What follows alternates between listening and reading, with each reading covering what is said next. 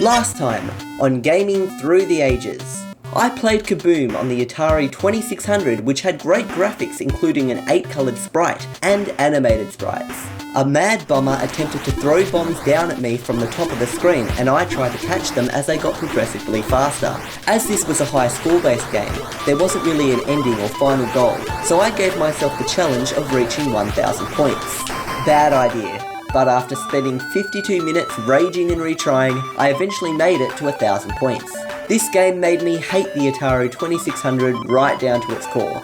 So luckily the ColecoVision and Atari 5200 were released in 1982, so we could play on a different console in this episode. Welcome to Gaming Through the Ages, the series where we take a look at games from many different genres and consoles through time, from 1975 to now in chronological order. Once we reach modern times, we start back at 1975 and explore a different group of games. Viewers of this series were given the opportunity to pick any 1982 game made for the ColecoVision or Atari 5200.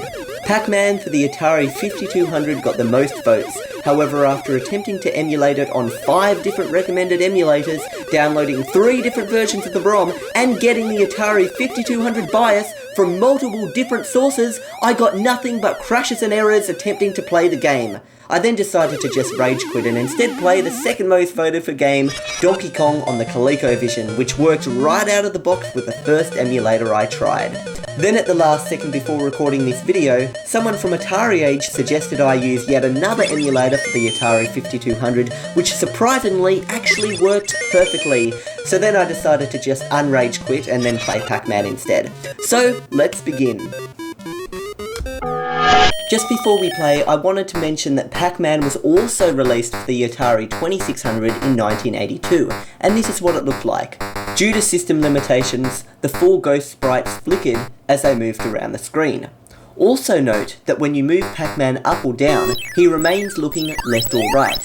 The Atari 5200 was a more powerful console that fixed these issues, however due to its poor controller and lack of games, it was discontinued in 1984, while the older Atari 2600 wasn't discontinued until 1992.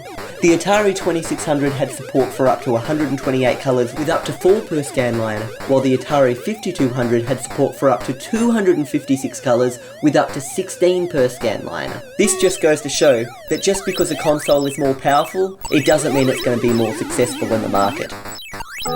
Here we are playing Pac-Man on the Atari 5200, and we actually get a title screen, which is pretty awesome, and it says press 1 or 2 if you want a 2-player game. You can change the difficulty level and you can start the game. So overall, just to me, having a title screen rather than just jumping straight into a game is something that is nice and welcoming, especially when it gives you options, as opposed to the old game variation system on the Atari 2600 where you have to press select a million times, although I've heard you can hold it down to make it go faster, but trying to get to like game variation 87 or whatever. So let's start playing Pac-Man. I love that music at the beginning. Listen to these sound effects, this is just brilliant.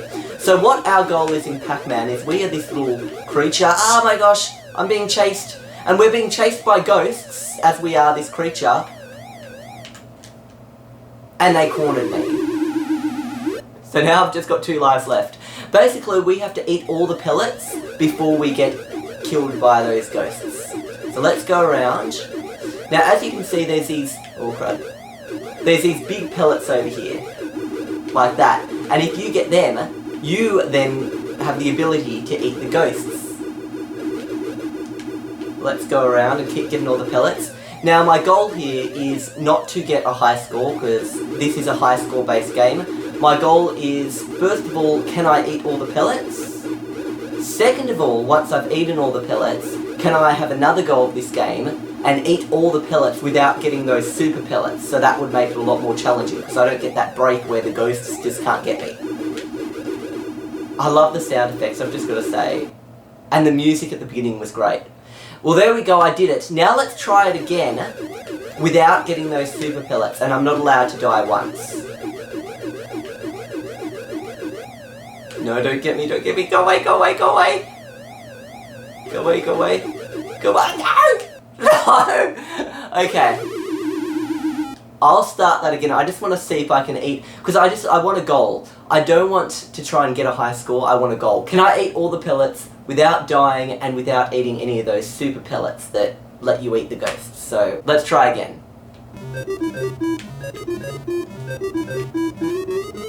That intro music is the best we've ever heard thus far on Gaming Through the Ages, so I'm pretty proud.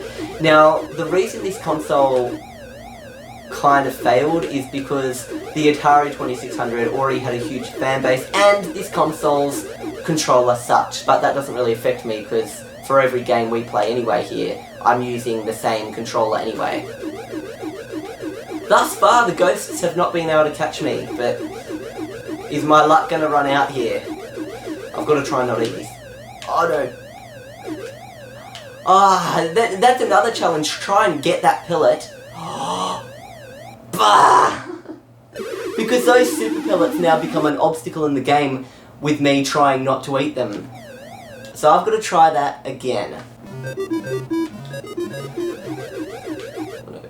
Far out! And the other issue is the ghosts actually are faster than you, so that makes it even more challenging. No!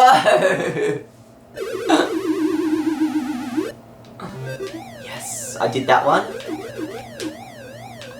Oh, I just can't seem to get that one now, I'm being chased! No, and they cornered me. This game just reminds me a lot, I don't know if back in school you used to play a game called Tip, as it's called in Australia, like you have to try and tip the other person and they try and tip you. I think in America they call it tag or something, but in Australia it's called tip. Well, where I've grown up anyway, in Australia. So... Get away! No! Don't get me! Damn it. Okay, I'm just gonna have one more go. This game reminds me of Tip though. Here we go. I just want to see, I mean this is not an official challenge, I just want to see if I can unofficially complete this unofficial challenge. Well, I mean officially complete this unofficial challenge. Oh no, I just want to get away from them.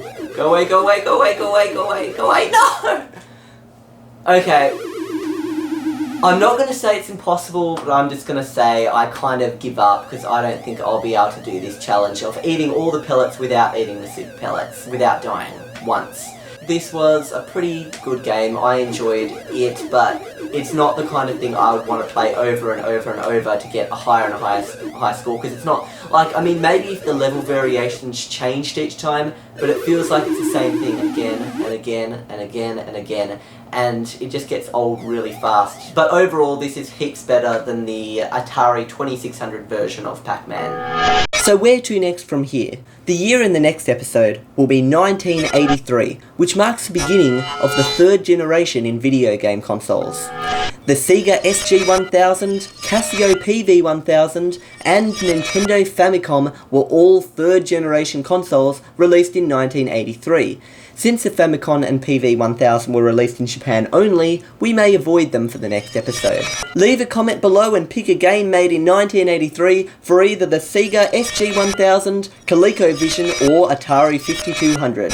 In the 1985 episode, we will be solely focusing on third generation consoles, so the next two episodes are your last chance to pick a game for the ColecoVision or Atari 5200. See you next time on Gaming Through the Ages.